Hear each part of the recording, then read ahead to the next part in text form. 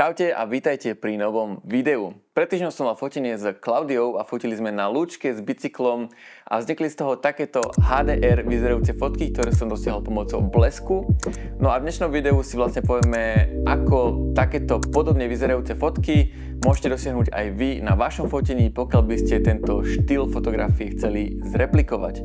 A teda prejdeme si cez všetko od nastavenia kamery, výbavu, umiestnenie modelky až po samotný edit, pri ktorom vám dám jeden taký tip na to, ako dosiahnuť takto krásne modrú oblohu aj na vašich fotografiách. Takže bez ďalšieho otáľania poďme na to. Čo sa týka vybavenia, tak potrebuješ iba 3 veci a to je foťák, objektív a blesk. Blesk je veľmi nevyhnutný pri tomto štýle fotografie, takže bez toho to nepôjde.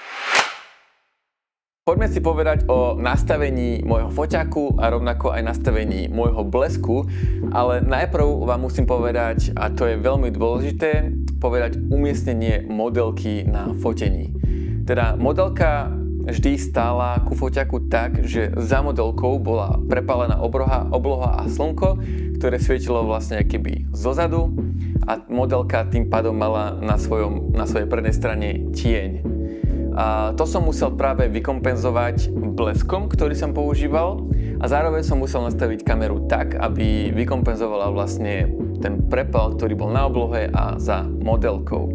Čiže nastavenia kamery boli následovné a odporúčam vám nastaviť si také podobné nastavenia. A teda clona bola na hodnote f13, aby som vykompenzoval teda prepálenú oblohu a pozadie. Uzavierka bola na hodnote 1/200, pretože môj blesk sa vie synchronizovať s uzavierkou maximálne do 1/250. Ale chcel som mať istotu, že to bude safe, takže 1/200. Úplne v pohode to stačilo. A ISO som mal nastavená na hodnote 100. Teraz je dôležité povedať to, že pri konkrétnych nastaveniach kamery, teda modelka bola úplne kompletne tmavá a pozadie za ňou bolo teda pekne už s detailami. A teraz prichádza na radu vlastne blesk, ktorý doplnil to svetlo na modelku, aby bola pekne osvetlená aj ona. Ja používam blesk Godox TT6852 pre Sony a následovne som mal teda nastavený tento foťák. Čiže používal som ho v režime TTL, dnes si každý hovorí, kto chce čo chce. TTL režim je super režim, pokiaľ človek vie, ako ho používať a dostať z neho maximum. Takže TTL režim je v podstate automatický režim na foťaku, na blesku, ale vy mu teda viete ešte prikázať, aby vypálil aj silnejšie, ako si myslí daná automatika. A ja som si to nastavil na plus 1,7. Čiže vlastne blesk vypálil trošku silnejšie, ako si myslela automatika, aby trošku tak výraznejšie osvetlilo tú modelku a tým som teda dostal takéto výsledné RAW fotografie.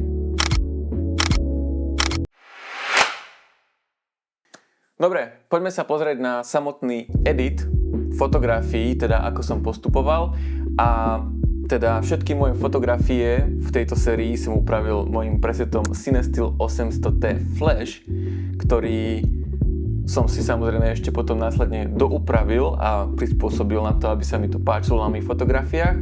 A rozhodol som sa pri tejto príležitosti, že opäť tento preset, túto sériu presetov Cinestill 800T dám opäť zadarmo na stiahnutie pre vás, čiže pokiaľ máte záujem si stiahnuť tieto presety a upraviť si vaše fotky možno presne tak ako ja, tak v popise tohto videa nájdete link na tieto presety, kde si ich viete po veľmi obmedzenú dobu, dajme tomu, že 1 týždeň od videnia tohto videa stiahnuť a teda začať používať. A tí, ktorí už tieto presety máte stiahnuté z predošlého releaseu alebo ich už používate, tak kľudne napíšte do komentára, že či sa vám tieto presety páčia a či ich odporúčate aj ďalším ľuďom. A poďme už na samotný edit. Takže dám si na moju fotku preset Cinestill 800T Flash a ako môžete teraz vidieť, tak samo o sebe to už vyzerá veľmi dobre, pretože veľa práce išlo do tohto presetu, aby ponúkal krásny farebný výsledok, ale musíme si to teraz ešte doupraviť, aby to bolo tak, ako som to mal ja. Takže stiahneme si trochu highlighty, čo nám dá ešte viac detailu, v tých takých prepálenejších častiach a v oblohe a následne si trošku doupravíme farbu, čo sa týka skin tones, teda pleťových odtieňov, pretože mi príde taká trošku slabá, takže pridáme jemne saturáciu a zároveň jemne aj svetelnosť, takto nejako. A ešte trošku znížime grain, pretože sa mi zdá, že je zbytočne silný. Takže vlastne iba znížim veľkosť zrna. Takto nejako som s tým celkom spokojný. Každopádne potrebujeme teraz ešte doupraviť oblohu, ako som už spomínal, aby bola taká výrazne modrá. Čo tiež docelíme čiastočne aj tu, že znížime svetelnosť modrej farby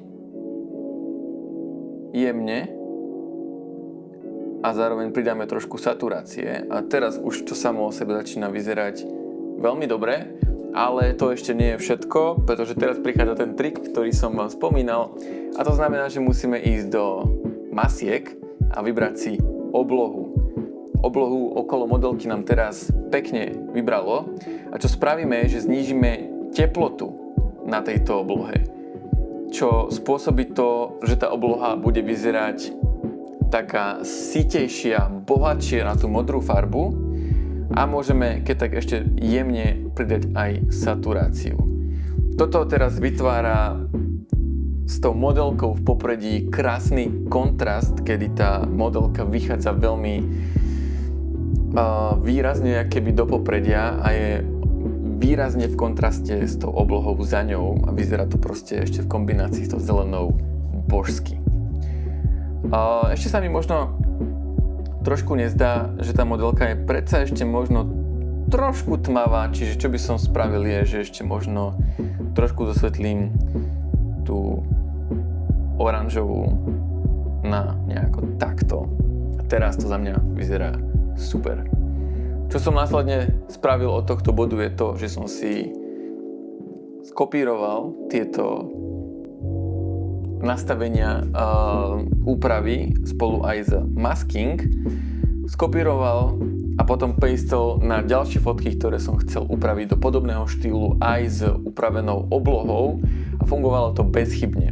Takže toto je nejaký proces, ktorý som použil pri úprave mojej fotografie. Samozrejme, že tam potom ešte išla retuš nejakých nedokonalostí. Všimol som si napríklad po fotení až, že mám očividne nejaké špinky na senzore, čo spôsobilo, že tu mám nejaké defekty na fotografii, ktoré som potom tiež následne ešte vymazal. Ale v podstate toto je viac menej ono. Dúfam, že teraz už viete, ako aj vy môžete získať podobný look na vašich fotografiách. Zároveň môžete získať aj rovnaké farby, pretože vám ponúkam moje presety v popise. 1 týždeň od videnia tohto videa zadarmo na stiahnutie. Takže to využite a užívajte. Dajte mi vedieť, či toto video pre vás bolo nápomocné, či sa vám páčilo, nejaké tipy, rady, či to bolo užitočné. Ja dúfam, že hej. Vidíme sa čoskoro pri ďalšom videu. A samozrejme dajte mi vedieť, či sa vám páčili aj fotky, pretože ja som s nimi celkom spokojný. Takže vidíme sa čoskoro. Zatiaľ sa majte a čaute.